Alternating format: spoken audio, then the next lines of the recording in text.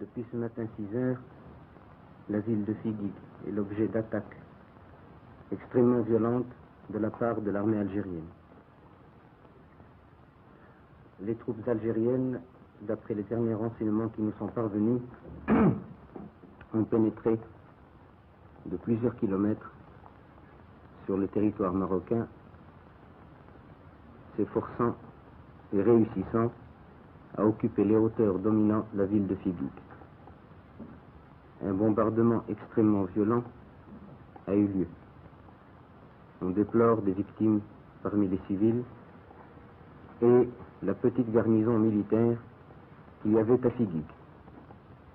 Car en fait, il n'y avait à Figuig qu'une compagnie de l'armée royale. Je souhaite que le nombre des victimes ne s'étende pas au-delà de ce qui est déjà constaté. Car c'est à partir de Figuig, justement, d'après tous les historiens, et même les plus mal intentionnés, que le problème de frontières commence. Tandis que, entre Figuig et Oujda, il ne saurait y avoir de problème. On a fait donc tuer des hommes, des femmes, des enfants, des civils et des militaires. Pour quel résultat? Pour que on se retire. Mais l'armée qui a attaqué se retirera. Elle ne se retirera pas seulement avec son barda sur le dos, il se retirera avec une mauvaise conscience, avec le poids d'un péché, qui est celui d'avoir fait couler le sang après la convention de Bamako et le jour d'un vendredi, jour où tous les croyants vont à la prière et jour où tous les croyants, qu'ils soient en Maroc, en Algérie, en Tunisie ou dans le Moyen-Orient, ne peuvent que remercier le ciel et remercier Dieu d'avoir mis un terme à cette effusion de sang entre frères. Je ne peux pas m'imaginer ni penser que la duplicité des signataires de la déclaration de Bamako puisse arriver à ce point-là. Et c'est là alors que me vient à l'esprit ce que je vous ai dit tout à l'heure. Quelle est cette main occulte, maléfique et criminelle qui cherche à accumuler entre l'Algérie et le Maroc, entre deux peuples, des monceaux de cadavres innocents, n'ayant voulu ni se battre, ni encore moins se haïr.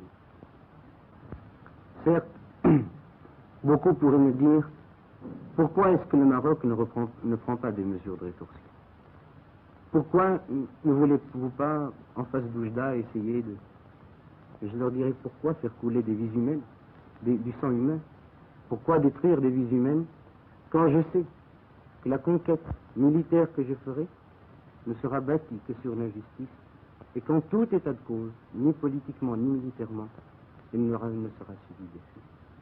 Le Maroc, pour sa part, n'entend répondre à cette attaque traîtresse, à cette attaque qui ne ressemble pas et qui n'a jamais ressemblé au génie de l'Afrique du Nord, car les Africains du Nord ont toujours été des hommes et des lions, ils n'ont jamais été des chacals.